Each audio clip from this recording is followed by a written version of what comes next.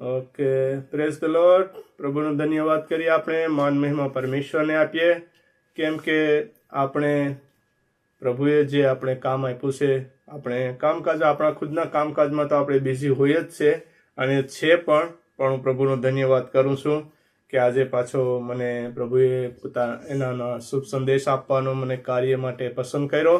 તો હું પ્રભુનો ધન્યવાદ કરું છું, મને મોકો આપ્યો. તો પ્રભુનો ખૂબ ખૂબ ધન્યવાદ. માન મહિમા આપણે પરમેશ્વરને આપીએ, કેમ કે આપણા પ્રભુ એક મહાન અને જીવિત પરમેશ્વર છે. એને આપણે એના દીકરા દીકરીઓ થવાનો અધિકાર આપ્યો છે. પ્રભુએ આપણે એના રાજ્ય માટે કાર્ય કરવાનો પણ આપણે અધિકાર આપ્યો છે. તો આપણે પ્રભુનો હંમેશા ધન્યવાદ કરતો રહેવાનો, માન મહિમા પરમેશ્વરને આપતો રહેવાનું છે.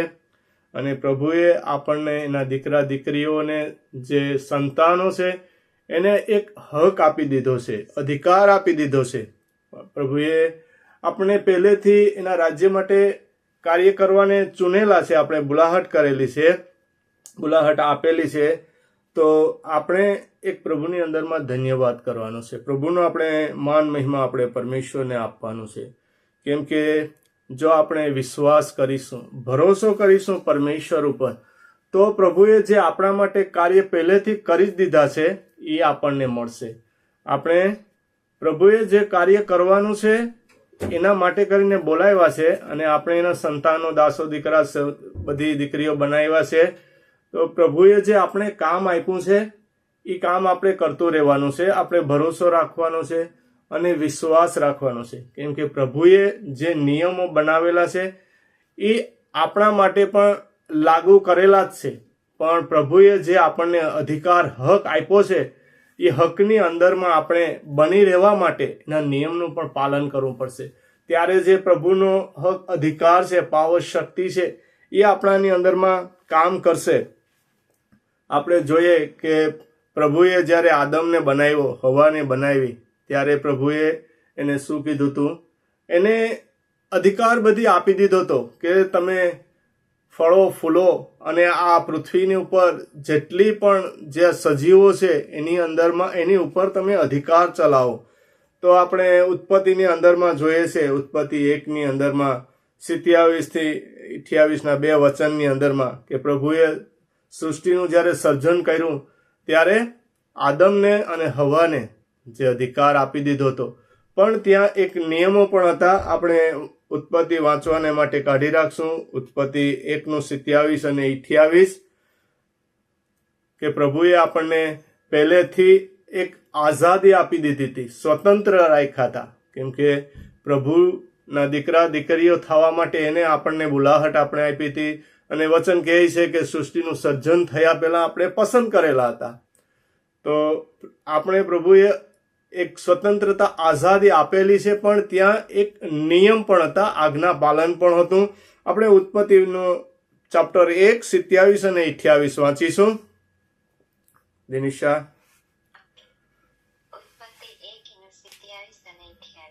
ઈશ્વરે પોતાના સ્વરૂપ પ્રમાણે જ માનવજાતનું સર્જન કર્યું. તેમને પોતાના સ્વરૂપ પ્રમાણે માનવજાતનું પુરુષ અને સ્ત્રી તરીકે સર્જન કર્યું. ઈશ્વરે તેમને આશીષ આપતા કહ્યું, બળવંત થાઓ, વૃદ્ધિ પામો અને પૃથ્વીને ભરપૂર કરો તથા તેને વંશ કરો. સમુદ્રના માછલા પર, આકાશના પક્ષીઓ પર તથા પૃથ્વી પર ચાલનારા બધા પ્રાણીઓ પર અધિકાર ચલાવો. આમેન. આમેન. હાલેલુયા. પ્રભુનો ધન્યવાદ કરીએ વચનને માટે કે પ્રભુએ જ્યારે આ સારી સૃષ્ટિનું સર્જન કર્યું ત્યારે હરેક વસ્તુ તો બનાવી દીધી હતી.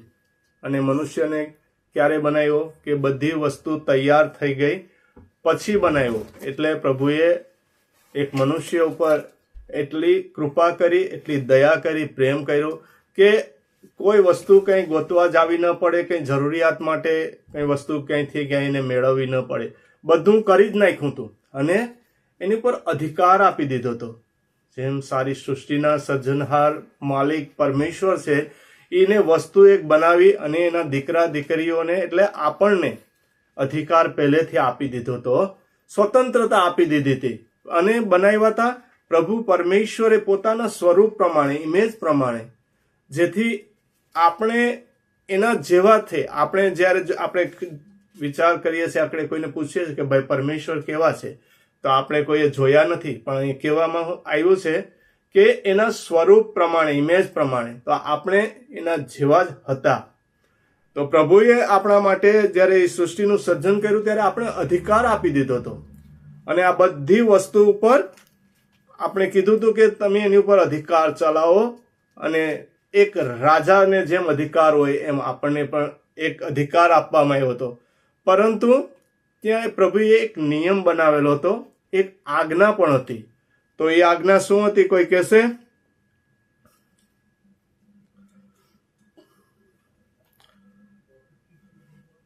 ત્યાં પ્રભુએ યહોવા દેવે મનુષ્યને બનાવી અને એદમ બાગની અંદરમાં મૂક્યો, અને બધીને ઉપર કીધું કે આ તમે બધી ખાઓ, ફળો ફૂલો, આખી ધરતી પૃથ્વીમાં સમાઈ જાઓ બધામાં. પણ એક નિયમ બનાવેલો હતો, એક આજ્ઞા હતી. શું આજ્ઞા હતી?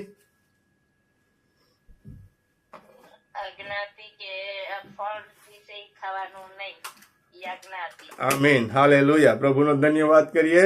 ઉત્પત્તિ 2 નો આપણે 16 ને 17 વાંચીશું.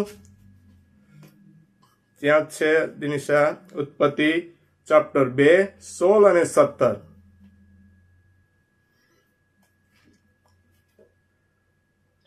તેમણે માણસને આજ્ઞા આપી, બાગમાંના પ્રત્યેક વૃક્ષનું ફળ તો ખાઈ શકે છે, પણ ભલા ભૂંડાનું જ્ઞાન આપનાર વૃક્ષનું ફળ તારે ખાવું નહીં, કારણ જે દિવસે તું તે ખાશે તે જ દિવસે તું નક્કી મરણ પામશે. આમીન, હાલેલુયા. ધન્યવાદ પ્રભુનું કરીએ. પ્રભુની સ્તુતિ હો. કેમ કે પ્રભુએ બધી વસ્તુ તો આપી દીધી છે. આપણે વાંચી ગયા, જોયું કે બધા ઉપર અધિકાર આપી દીધો છે, પણ એક નિયમ તો હતો જ. જ્યારે સૃષ્ટિ બની ત્યારે પણ નિયમ તો હતો જ. જો નિયમ ન રાખવામાં આવે, તો નિયમ ન હોય તો એનું સંચાલન ન થઈ શકે. એક એક્ઝામ્પલ આપણે આપું તમને, કે આપણે હાથમાં કોઈ પણ વસ્તુ લઈએ અને હાથમાંથી વસ્તુ મૂકીએ આપણે, તો એ સીધી નીચે જમીન ઉપર પડી જાય. તો એક પ્રભુએ એ નિયમ એ પણ બનાવેલો હતો. એ ગુરુત્વાકર્ષણ, એનું કહેવામાં આવે ગુરુત્વાકર્ષણનું બળ, કે પ્રભુને આપણા હાથમાંથી કંઈ પણ વસ્તુ છોડીએ એ સીધી પૃથ્વી ઉપર, જમીન ઉપર ચાલે, કેમ કે એનું ખેંચાણ, એને તાણ લાગે, એને ગુરુત્વાકર્ષણનું બળ કહેવાય. એ જ પ્રમાણે પ્રભુએ હરેક કાર્યની અંદરમાં, હરેક વસ્તુની અંદરમાં બધા નિયમો બનાવેલા હતા. તો પ્રભુએ બધું આપણે આપી દીધો હક, અધિકાર, પણ જે નિયમ પ્રમાણે ચાલવું પડે, કેમ કે આપણા પરમેશ્વર એક ન્યાયી પરમેશ્વર છે. તો ન્યાયી પરમેશ્વર, વિશ્વાસુ પરમેશ્વર, તો એને જે વચન આપણે આપ્યું હતું એની અંદરમાં આપણે બધું આપી દીધું. માત્ર એક ખાલી કીધું હતું કે આ ભલા ભૂંડાના ઝાડનું ફળ તમારે ખાવાનું નહીં. પણ આજે આજ્ઞાની અંદરમાં શા માટે આ ટકી ના રહ્યા આપણે? કે પ્રભુએ તો આજ્ઞા આપી હતી, બધે બધું હતું, પણ આદમને હવાને શું એવી જરૂરિયાત પડી ગઈ કે એને ફળ ખાવું પડ્યું? કોઈ કહેશો?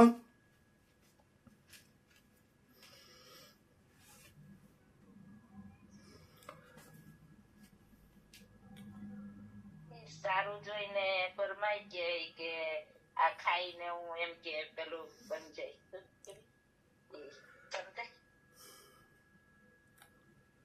ઓકે. વ્યક્તિ બની જાય છે, કેમ કે આ સૃષ્ટિની અંદરમાં એક જે દુષ્ટ વ્યક્તિ હતો, જે પહેલેથી જ એને નીચે નાખવામાં આવ્યો હતો, એ પ્રભુ પિતા પરમેશ્વરનો, પ્રભુ યહોવા દેવનો એ વિરોધ હતો, ખિલાફ હતો. અને પ્રભુએ એના લોકને આ પસંદ કર્યા. પ્રભુએ આદમ હવાને બનાવ્યા, એને એના એક પુત્ર થવાનો અધિકાર આપ્યો હતો. તો એ એનો એક દુશ્મન હતો, શેતાન જેને આપણે કહીએ. તો એને દુશ્મનાવટના કારણે બદલો લેવાની એક ભાવના હતી. એટલે એ જ્યારે હવા પાસે આવે છે, એને ભરમાવે છે અને એને ભમાવી દે છે. ત્યારથી એવું આવી ગયું કે મનુષ્ય એના ભમાવાની અંદરમાં આવી ગયો, શેતાનની અંદરમાં.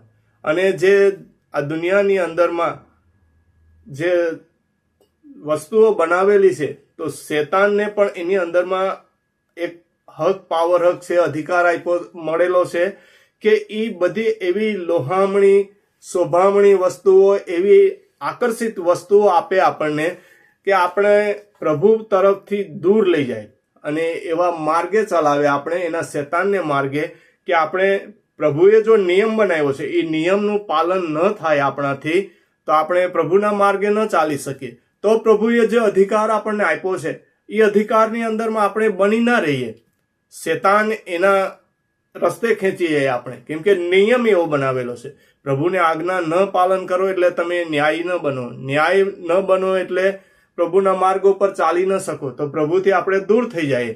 એટલે શેતાને અહીંયા એક કાર્ય કર્યું કે હવાને ભરમાવી અને કીધું કે આ તમે ફળ ખાશો તો મરશો નહીં, પણ પ્રભુ જેવા થઈ જશો.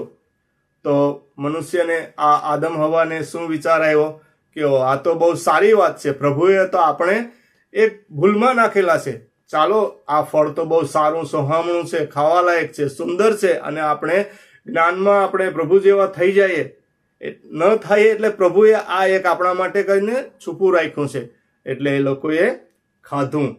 તો આપણને પ્રભુથી દૂર થઈ ગયા. શા માટે? કે શેતાને આપણે ભમાવી દીધા.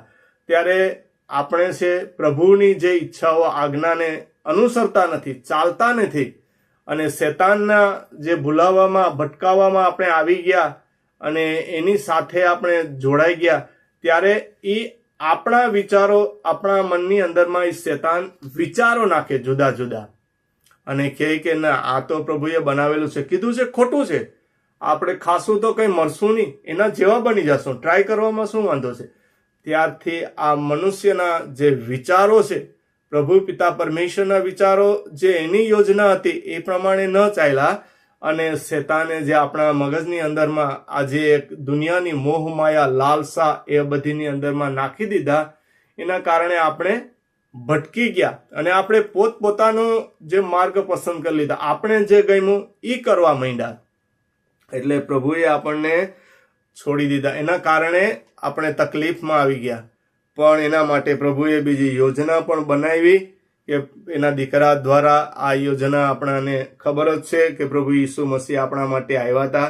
પણ આપણે જોઈએ કે જ્યારે એક બીજું દ્રષ્ટાંત આપું કે જૂના કરારની અંદરમાં પ્રભુ યહોવા જે એક મોસે દ્વારા ઇઝરાયેલીઓને આ ઇજિપ્તની અંદરમાંથી કનાન દેશમાં લાવવા માટે જે એક યોજના બનાવી હતી, એ એક શુભ સમુદ્ર રસ્તામાં હતો, એને પાર કરી તો લાવ્યા, કનાન દેશની અંદરમાં લઈ જવા માટે પ્રભુએ વચન આપ્યું હતું કે આ દૂધ મધના રેલમ છેલમ વાળા દેશની અંદરમાં હું તમને લઈ જઈશ અને ત્યાં તમને સ્થાપીશ, ત્યાં તમે રહેશો અને ખુશી આનંદ કરશો. કેમ કે જે દેશ એવો હતો, ફળદ્રુપ દેશ હતો, એની અંદરમાં મબલક પાક, સારી સારી વસ્તુઓ, દૂધ મધનો રેલમ છેલમ કહેવાતો દેશ કહેવાતો. એ કનાન દેશ જે થોડોક જ એ લોકોથી દૂર હતો, જ્યારે શુભ સમુદ્ર પાર કરીને આવી ગયા એ લોકો. અને જ્યારે આપણે જોઈએ છે કે શુભ સમુદ્ર પાર કરાયો પ્રભુએ જે ઇઝરાયેલી લોકોને ઇજિપ્તની અંદરમાંથી, ત્યારે પ્રભુએ આ મહાન કેવું મોટું કાર્ય કર્યું એ પણ આપણે જાણીએ છીએ કે એક આ સમુદ્રના બે ભાગ કરવા એ કંઈ કોઈ મનુષ્યની તો કોઈ તાકાત છે નહીં, પણ આપણા સામર્થ્ય પરમેશ્વર પાસે એટલી પાવર શક્તિ અધિકાર, કેમ કે બધી યોજના રચના એને જ બનાવી હતી અને એની પાસે અધિકાર જ છે હરેક વસ્તુ પાસે. આ સમુદ્રને હદ ઠહેરાવવાની, સમુદ્ર ઉપર એને હુકમ ચલાવવાની, એને આજ્ઞા આપવાનું, પ્રભુની પાસે આ પાવર શક્તિ હતી. એટલે આ સમુદ્રના એને બે ભાગ કરી નાખ્યા. આજે સમુદ્રની ઊંડાઈ તમે જો તો આપણે કોઈ માપી ના શકીએ, એટલી ઊંડી હોય, અને એને એક દિવાલ સમાન એના પાણીને થંભાવી દીધા, બે ભાગ કરી નાખ્યા. ઇઝરાયેલીઓએ જોયું, જાણ્યું પણ, અને બહુ વાહવા કર્યા, બહુ ખુશ થઈ ગયા, અને આ સામે કિનારે પાર ઉતરી આવ્યા.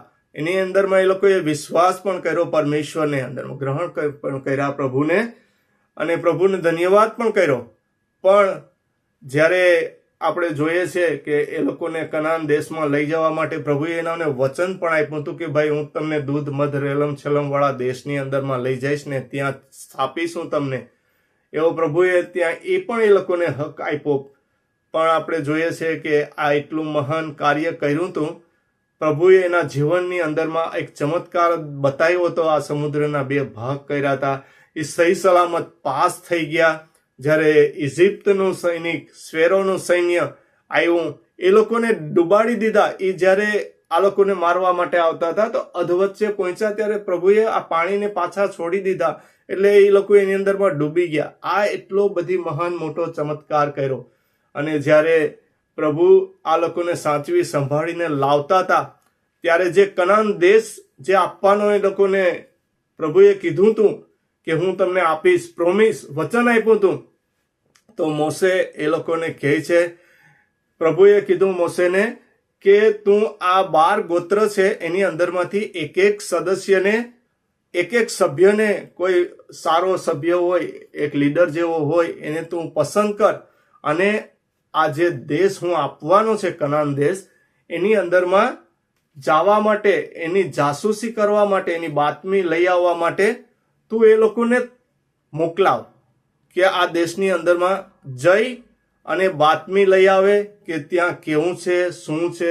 કેમ કે લોકોએ તો જોયું નહોતું, પરમેશ્વરને તો ખબર હતી, પણ મોસેને પ્રભુએ કીધું કે તું આ લોકોને મોકલ, 12 જણાને, કે જઈને દેશની બાતમી કાઢી આવે અને ત્યાંની અમુક વસ્તુ પણ લઈ આવે નિશાની તરીકે, કે ત્યાં શું છે, કેવું છે, માણસો કેવા છે, આપણે વસવા માટે, રહેવા, ખાવા પીવા માટે.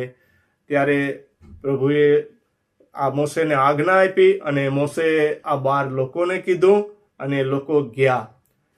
લોકો દેશની અંદરમાં ફરી વળ્યા, કનાન દેશની અંદરમાં 40 દિવસ સુધી એ લોકોએ બધી જાસૂસી કરી અને ત્યાંથી એ લોકો એક વસ્તુ લાવવાની કીધી હતી, તો એક દ્રાક્ષની લૂમ એ લોકોએ કાપી.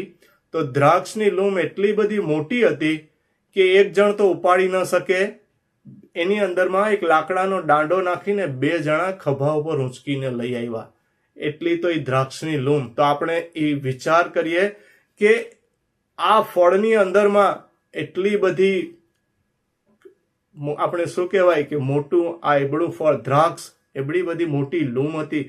તો આ દેશનું વાતાવરણ, એની દેશની ખુશાલી, એટલે સાચે જ દૂધ મધના રેલમ છેલમ જેવો દેશ હતો. તો આ લોકો લાવ્યા ત્યાંથી દાડમ અને અંજીર પણ લાવ્યા અને ત્યાંની બાતમી કાઢીને લાવ્યા. અને મોસે પૂછ્યું કે ભાઈ શું છે? ત્યારે એ લોકોએ નિશાની તરીકે આ વસ્તુ આપી અને પછી કીધું કે ત્યાં કેવું છે? તો કે ભાઈ એ કિલ્લેબંધીવાળા નગરો છે અને ત્યાંના લોકો બહુ ઊંચા અને કદાવર લોક છે, બહુ તાકાતવર લોક છે. અમે તો એની પાસે એક તીડ જેવા દેખાતા હતા. અને એ પાછું એ પણ કીધું કે એ લોકોએ પણ અમને જોયા તો એ લોકો પણ વિચારતા હશે કે આ પણ તીડ છે. તો એ લોકોને એક બીક લાગી, ઘૃણા, નફરત થઈ એની અંદરમાં કે આ પ્રભુ અમને આ દેશમાં આપશે, અમે આ દેશની અંદરમાં જાશું તો અમે કઈ રીતના જીવશું? આ કદાવર માણસો છે, એક રાક્ષસી જાતના અમાલેકીઓ અને બીજી પ્રજાના હતા એ લોકો. તો એ આપણને કઈ રીતે જીવવા દેશે? આપણે કઈ રીતના જીવશું? આપણે આખી એટલી મોટી પ્રજા છે. ત્યારે આ 10 લોકો એની અંદરમાં હતા, એ લોકોએ કચકચ ચાલુ કરી દીધી, પ્રભુ વિશે બડબડાટ શરૂ કરી દીધો. મોસે પાછળ બડબડાટ કરવા લાગ્યા કે તું અમને શા માટે આ લઈ આવ્યો આ દેશની અંદરમાં? અમને મારવા માટે લાવ્યો? અમે ઇજિપ્તમાં હતા એ સારા હતા, અમે ભલે ગુલામીમાં હતા પણ અમે જીવતા તો હતા. એટલે આ લોકોએ કચકચ શરૂ કરી દીધું પ્રભુ પાછળ. પ્રભુને જેમ આવે એમ બોલવા લાગ્યા અને એ લોકોએ વિશ્વાસ ન કર્યો. પણ આપણે જોઈએ છે કે જ્યારે એ લોકો ઇજિપ્તની અંદરમાંથી શુભ સમુદ્ર પાર કર્યો ત્યારે એ લોકોના કેવા મન હતા અને થોડી જ સમયની અંદરમાં એ લોકોના મન બદલાઈ ગયા. તો આજે આપણે વિચાર કરીએ કે પ્રભુએ આપણને જો પાવર, હક, અધિકાર આપી દીધો છે અને એક આજ્ઞા આપી છે, પણ આપણે આજ્ઞા નિયમોનું પાલન નથી કરવું. પ્રભુએ જે સારી વસ્તુ આપી છે એ જ જોઈએ છે. આપણે જીવનની અંદરમાં દુઃખો, તકલીફો, મુસીબતો, પ્રોબ્લેમ આવે છે, આપણે જોઈએ છે ત્યારે આપણે ગભરાઈ જઈએ છીએ. આપણે પરમેશ્વર ઉપર આધાર રાખતા નથી, વિશ્વાસ કરતા નથી. જેમ શરૂઆતની અંદરમાં આપણે જોયું કે હવા શેતાનના સકંજામાં આવી ગઈ, ભરમાઈ ગઈ અને એને ફળ ખાઈ લીધું. અહીંયા આપણે જોઈએ છીએ કે ઇઝરાયેલીઓ બધા પ્રભુની અંદરમાં જોયું કે પ્રભુ પિતા પરમેશ્વર આપણો સર્જનહાર છે, દયાળુ કૃપાળુ આપણે લઈ આવ્યા, આ સમુદ્ર પાર કરીને બડો મોટો ચમત્કાર કર્યો, જોયું, પણ તે છતાં પણ એ લોકોના મન તરત જ બદલાઈ ગયા. શા માટે? એ શેતાન હંમેશા લોકો ઉપર એક અધિકાર ચલાવવાની કોશિશ કરે, એક ભમાવાની કોશિશ કરે, એના વિચારો નાખે, પણ પરમેશ્વરનું જે વચન આજ્ઞા છે, પ્રોમિસ આપ્યું છે, એની ઉપર પાલન કરે નહીં. ત્યારે આપણે જોઈએ છે કે કાલેબ અને યહોશુ બે વ્યક્તિ હતા. એ લોકોએ આ પ્રજાની વચ્ચે ઊભા થઈ અને કીધું કે આપણો પરમેશ્વર એક મહાન પરમેશ્વર છે, ઇમ્પોસિબલ ને પોસિબલ કરનાર છે. હા, એ સાચું છે. અમે પણ જોયું છે કે ત્યાં આવા વ્યક્તિઓ છે, પણ આ હરેક પ્રોબ્લેમની અંદરમાંથી, મુસીબતો, તકલીફની અંદરમાંથી પાર ઉતારવાને માટે આપણા પ્રભુ પિતા પરમેશ્વર સમર્થ છે. આપણે પ્રભુએ વચન આપ્યું છે, પ્રોમિસ કર્યું છે, પણ તે છતાં પણ આ બંનેની વાતો ઉપર કોઈ વિશ્વાસ ના કર્યો અને કચકચ શરૂ રાખી. પ્રભુને અને મોસેને એની પાછળ એ લોકોએ કડવાહટ કરી, પ્રભુને આમ તેમ ખરાબ બધી બોલ્યા, અને જોઈએ છે કે એ પ્રભુને તો બહુ ગુસ્સો આવ્યો. પ્રભુએ મોસેને કીધું કે આ કેવા હટીલા લોક છે, હું આ બધીનો હમણાં જ નાશ કરું છું. તો જ્યારે આપણા જીવનની અંદરમાં પણ પ્રોબ્લેમો આવે છે, તકલીફો આવે છે, દુઃખ દર્દ મુશ્કેલી આવે છે, ત્યારે આપણે પ્રભુથી દૂર થઈ જાય, ત્યારે આપણે પ્રભુ છોડી દે છે. આપણે પ્રભુની અંદરમાં એટલો વિશ્વાસ, આપણો આધાર, ભરોસો રહેતો નથી. કેમ કે એક નિયમ છે, આપણે ને આપણા જે પ્રભુ પિતા પરમેશ્વરે આધીનતાનો એક નિયમ બનાવ્યો છે, એક ન્યાયનો નિયમ બનાવ્યો છે. એની અંદરમાં આપણે જો ટકી રહેતા નથી તો આપણે પ્રભુથી દૂર થઈ જાય છે. ત્યારે શેતાન આપણા ઉપર હાવી થઈ જાય છે. કેમ કે આપણા પરમેશ્વર ન્યાયી પરમેશ્વર છે અને શેતાન તો જૂઠો ને જૂઠાનો બાપ છે, એટલે એ આપણે ભમાવી દે છે. ત્યારે પ્રભુની અંદરમાં તે આપણે ભટકાવી દે છે, જેમ હવા ને આદમને ભટકાવી દીધા અને ગેરમાર્ગે દોરી ગયા, એના જીવનની અંદરમાં તકલીફ, મુસીબતો આવી ગઈ. એમ અહીંયા આ જે વિશ્વાસી લોકો હતા તે છતાં પણ એ લોકો ભટકી ગયા. ત્યારે શું કીધું પ્રભુએ કે મોસેને કે તું એને છોડી દે, હું એનો હમણાં જ નાશ કરું. આપણે વચન એ પ્રસંગ માટે વચન વાંચીશું. ગણનાનું પુસ્તક છે,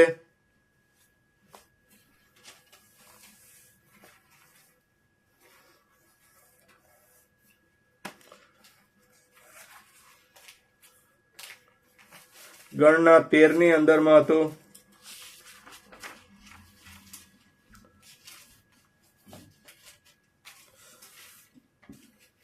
પહેલા ગણના 13 નું 1 વાંચીશું, શું વચન છે, પછી આપણે આગળ વધીશું.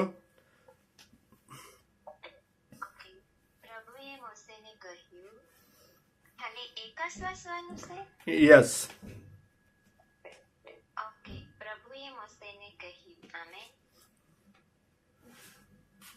આગળ છે નહીં, બીજું વાત નથી હોય નહીં તો. લોકોને કનાન દેશ આપવાનો છું. તું તે દેશની તપાસ કરવાના માટે દરેક કુળમાંથી એક આગેવાન પસંદ કરીને જાસૂસી કરવા મોકલ. આમેન. આમીન. આપણે આ જોઈ ગયા તો અહીંયા પ્રભુએ વચન આપ્યું હતું. હવે આપણે ત્યાંથી જ વચન વાંચીશું. વચન 25 વાંચજે. એનો 13:25. 40 દિવસ સુધી દેશમાં ફરીને જાસૂસી કર્યા પછી એ લોકો પારનાના રણ પ્રદેશમાં કાદેશ મુકામે મોસે, આરોન અને ઇઝરાયેલના સમગ્ર સમાજ પાસે પાછા આવ્યા. આમેન. આપણે જોઈ ગયા, આ બધી વાંચી ગયા, એટલે આ તો વચન આપણે વાંચી લઈએ, જેથી કરીને આપણે એમ થાય કે આપણે વચન ઉપર ચાલી શકીએ છીએ. અને આ આખું ચાપ્ટર તમે ત્યાંથી વાંચશો તો એની અંદરમાં બધું આપેલી છે, બહુ બધી માહિતી આપણે આપી છે. અને આપણે વાંચીશું ગણના 14:34 ત્યાંથી વાંચીએ. શું કે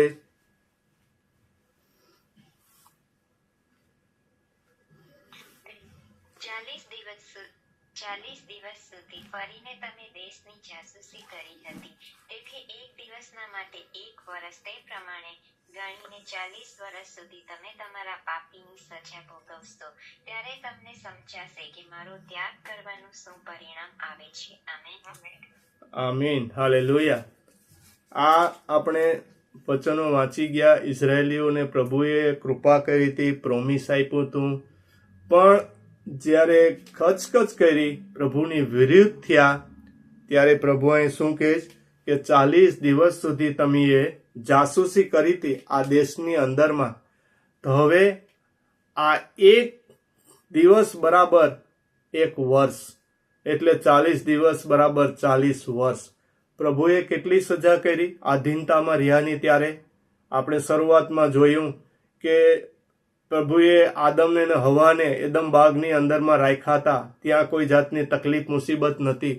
ત્યારે મુસીબત એ આજ્ઞાનું પાલન ન કરતા મુસીબતો આવી, તકલીફો આવી એ લોકોની ઉપર, કે એને બાગની અંદરમાંથી બહાર કાઢી મૂકવામાં આવ્યા અને મહેનત કરવાનું, એ લોકોને પરસેવો પાડવાનું કીધું. અને હવાને પણ કીધું કે તારે આ તકલીફ ઉઠાવવી પડશે. બાળકના જન્મ વખતે જે કષ્ટી પડે છે એ, અને આદમને પણ પરસેવો પાડીને મહેનત કરવાનું કીધું. પણ પેલા આજ્ઞાની અંદરમાં હતા ત્યારે કેટલી સુખ શાંતિ હતી. પ્રભુએ અહીંયા આ દૂધ મધનો રેલમ છેલમ વાળો દેશ આપ્યો હતો એ લોકોની માટે. એ વિશ્વાસ કરવાનો હતો, એ લોકોને કઈ લડાઈ નથી કરવાની. પ્રભુએ એક વચન આપી દીધું હતું. આ લડાઈ તો લડવાની હતી પરમેશ્વરને. આપણા જ્યારે પ્રભુ ઈસુ મસીહમાં આપણે આવીએ છીએ તો આપણા માટે પણ એક પ્રભુએ વચન આપ્યું છે કે મસીહમાં જે મેળવાયા છે એના માટે કોઈ સજા નથી, પણ પ્રભુના નિયમો, ધારાધોરણો, આદેશોનું પાલન કરવાનું છે. આપણે આ પ્રભુની અંદરમાં છે તો પ્રભુની આ વચનોની અંદરમાં વિશ્વાસ કરવાનો છે, પ્રભુ ઉપર આધાર રાખવાનો છે, એની ઉપર ડિપેન્ડન્ટ રહેવાનું છે આપણને. તો પ્રભુએ જેટલા પણ પ્રોમિસો આપ્યા છે, વચનો આપ્યા છે આપણા માટે, એ પ્રભુ કરશે. આપણે કોઈ લડાઈઓ લડવાની નથી. પ્રભુની એક આજ્ઞાનું પાલન કરવાનું છે, વિશ્વાસ કરવાનો છે. તો જ્યારે આ લોકોએ પણ વિશ્વાસ ન કર્યો ત્યારે પ્રભુએ એ લોકોને છોડી દીધા. પ્રભુએ તો એ લોકોને બધા જેટલા હતા, આના કુટુંબ પરિવાર, એ બધાનો ઓલરેડી નાશ થઈ ગયો. ત્યાં એ કનાન દેશમાં પહોંચી ન શક્યા. ફક્ત જે પ્રભુની અંદરમાં જેને વિશ્વાસ કર્યો, પ્રભુની સાથે જે રહ્યા, કાલેબ અને યહોશવા, બેના કુટુંબ પરિવાર અને બીજા ઇઝરાયેલી લોકો હતા, એ જ આ કનાન દેશની અંદરમાં દૂધ મધ રેલમ છેલમ વાળા દેશની અંદરમાં ગયા. પણ જે આ વિશ્વાસ નતો કર્યો, એના માટે કરીને એ લોકોએ 40 દિવસની અંદરમાંથી 40 વર્ષ સુધી આ મુસાફરી કરવી પડી. ત્યારે આવ્યા. તો આપણે પણ આજે જીવનની અંદરમાં પ્રભુએ આપણે હક અધિકાર આપી દીધેલો છે. પ્રભુએ તો કીધેલું છે કે હું તમને બિચ્છુઓ ઉપર અને શેતાનની હરેક યોજના ઉપર એને કૂચડી નાખવાનો અધિકાર આપું છું. આ અધિકાર આપણામાં છે, પણ આપણે સાપો બિચ્છુને કૂચડતા આપણે કૂચડીએ છીએ, પણ એની અંદરમાં પાવર શક્તિ કોની છે? પરમેશ્વરની છે. આપણે કોઈના માટે આજે પ્રાર્થના કરીએ છીએ તો આપણે તો પ્રાર્થના બોલીને કરીએ છીએ, પણ પ્રાર્થનાની અંદરમાં આશીષ કોની છે? પાવર શક્તિ કોની છે? પરમેશ્વરની છે. પરમેશ્વરનું વચન એ જીવિત વચન છે, એ હરેક કાર્ય કરવાને સમર્થ છે, બેધારી તલવાર કરતા પણ તીક્ષ્ણ છે. તો પ્રભુના વચનની અંદરમાં પાવર શક્તિ છે, એની અંદરમાં વિશ્વાસ કરવાનો છે. આજે આપણા જીવનની અંદરમાં તકલીફો, મુસીબતો, પ્રોબ્લેમ આવે છે ત્યારે આપણે પરમેશ્વરની પાસે જવાનું છે. આજે જ્યારે તકલીફો આવે આપણાની અંદરમાં, ત્યારે મુસીબતમાં આવીએ કે આપણે લોકો પાસે જઈએ તો લોકોને તો એક ચાન્સ મળી જાય, મોકો મળી જાય. ઓ ચર્ચની અંદરમાં જાઓ છો, બહુ જીસસ જીસસ પ્રભુ પ્રભુ કરો છો, તો કેમ તકલીફ આવી? શા માટે મુસીબત? તો એ લોકો તો આ શેતાનની જેમ આપણે વધારે તકલીફ પ્રોબ્લેમમાં નાખશે. તો આપણે અલર્ટ, સાવધાન રહેવાનું છે પ્રભુના લોકે, કે પ્રભુએ જે અધિકાર, પાવર શક્તિ, હક આપ્યો છે એ આપણે કઈ રીતના ઉપયોગ કરવો, કઈ રીતના એ કામમાં આવે, એ વિચાર કરવાનો છે. પણ જ્યારે આપણે કચકચ ખુડખુડાટ કરીએ છીએ પ્રભુની એ વિરુદ્ધ, પ્રભુને એક ગાલી સમાન છે. પ્રભુને બહુ નફરત છે કે આપણે જોઈએ છે કે પ્રભુ પરમેશ્વરે એક સારી સૃષ્ટિ બનાવી હતી, બધી બરાબર હતું, પણ વ્યભિચાર વધી ગયો ત્યારે એનો નાશ પણ કર્યો આખી સૃષ્ટિની અંદરમાં. પણ ત્યારે પ્રભુએ બીજી વાર વચન આપ્યું હતું કે હવે હું સારી સૃષ્ટિનો નાશ નહીં કરું. પ્રભુ એક આપણે ન્યાયબદ્ધ પરમેશ્વર છે, એક વિશ્વાસુ પરમેશ્વર છે. તો આપણે પ્રભુનો ધન્યવાદ કરવાનો હર હંમેશા. માન મહિમા આપણે પરમેશ્વરને આપવાનું છે, કેમ કે આપણા પરમેશ્વર યહોવા યીરે હરેક વસ્તુ પૂરી પાડવાને સમર્થ છે. યહોવા નીસી આપણે વિજય અપાવનાર પરમેશ્વર છે. યહોવા રફા આપણે ચંગાઈ આપવાવાળા પરમેશ્વર છે. એ સારી સૃષ્ટિના સર્જનહાર અને પાલન પોષણ કરનાર પરમેશ્વર છે. પ્રભુની અંદરમાં આપણે ધન્યવાદ કરતો રહેવાનો, માન મહિમા હંમેશા પરમેશ્વરને આપવાનું. એવું નથી કે કોઈના જીવનની અંદરમાં કોઈ તકલીફ મુસીબત નહીં આવે. પ્રભુ શું કહે છે? આજનો આપણા હોલી ગોડ મિનિસ્ટ્રીની અંદરમાં સિસ્ટરે જે મેસેજ શું આપ્યો હતો કે દુનિયાની અંદરમાં તકલીફો, મુસીબતો, પ્રોબ્લેમ છે, પણ પ્રભુ શું કહે છે કે આ દુનિયાને મેં જીતી છે. તકલીફો, મુસીબત તો આવશે, સહન કરવું પડશે, પણ આપણે જે પ્રભુની અંદરમાં અંત સુધી ટકી રહીશું એને અનંત જીવન છે. આ એક વાત યાદ રાખવાની છે. આ ધરતી ઉપર આપણે આવ્યા છે તો આપણે એક પ્રવાસી છે. આ ધરતીનું જીવન જીવા બાદ આપણે તો જ્યાંથી આવ્યા છે ત્યાંથી જવાનું છે પાછું સ્વર્ગની અંદરમાં. પ્રભુએ આપણા માટે સ્વર્ગની અંદરમાં એનું રાજ્ય બનાવી રાખ્યું છે અને એના આપણે અધિકાર વારિસ બનાવ્યા છે. તો હંમેશા આપણે યાદ રહે, પણ આપણે એ બીજો પણ ખ્યાલ રાખવાનો છે. આપણે જોઈ ગયા ને કે પ્રભુએ એક નિયમ જે બનાવેલો છે, તો પ્રભુના જે લોક છે, એના દીકરા દીકરીઓ છે, પ્રભુની અંદરમાં જે જન્મ પામ્યા છે, એ લોકોને અધિકાર મળશે. જો પ્રભુની અંદરમાં આપણે નવો જન્મ નથી લીધો, આપણે હમણાં એક દાખલો લઈએ કે આપણે આપણા જે કુટુંબ પરિવારની અંદરમાં જન્મ લીધો, તો આપણું જે આ શારીરિક આપણા મા બાપ હોય તો આપણે એના વારિસ છે આ ધરતી ઉપર. તો પ્રભુનો પણ એ નિયમ છે કે એની અંદરમાં આપણે આત્માથી જન્મ પામીએ, પ્રભુની અંદરમાં પ્રભુ ઈસુ મસીહમાં વિશ્વાસ કરીએ, નવો જન્મ પામીએ, બાપ્તિસ્મા લઈએ, ત્યારે આપણે એ અધિકારને, હકને લાયક બનીશું. ત્યારે આપણામાં એ પાવર શક્તિ આવશે. તો આપણે પ્રભુ પરમેશ્વર સ્વર્ગનું રાજ્ય આપણે આપશે. બાકી તો માત્ર કોઈને નાનું મોટું કોઈ એવી પ્રભુ પિતા પરમેશ્વરીના જીવનમાં કામ કરશે, પણ અનંત જીવન જો મેળવવું હોય, સ્વર્ગનું રાજ્ય પામવું હોય, તો આપણે પ્રભુની અંદરમાં જે એ લોકોના જે નિયમ છે એની અંદરમાં બની રહેવું પડશે. આમીન, હાલેલુયા. તો આપણા પરમેશ્વર એક મહાન પરમેશ્વર છે, એમાં વિશ્વાસ કરવાનો છે. આજનો કહેવાનો હતો કે આપણે પ્રભુએ એના દીકરા દીકરીએ હક, પાવર, શક્તિ, અધિકાર આપ્યો છે, પણ એક નિયમ પણ છે. તો એ નિયમ પણ જરૂરી છે. તો પ્રભુના રાજ્યમાં જવા માટે આપણે એક વિશ્વાસ કરવો પડશે અને નિયમોનું પાલન કરવું પડશે. અહીં હું પ્રભુનું આ વચન પૂરું કરું છું. માન મહિમા પરમેશ્વરને આપું છું. પ્રભુનો ધન્યવાદ કરું છું કે આપ સર્વેનો પણ, કે જેટલા મીટિંગની અંદરમાં જોડાયા છે, પ્રભુ આપ સર્વેને આશીષ આપે, કૃપા આપે. આ વચન દ્વારા વિશ્વાસ કરો અને તમારા જીવનની અંદરમાં મુસીબતો, તકલીફો આવે ત્યારે પ્રભુ પિતા પરમેશ્વરને પ્રાર્થના કરો, એની શરણમાં બની રહો અને પ્રભુના દીકરા દીકરી થવાનો અધિકાર મેળવો. તમે નવો જન્મ પામો.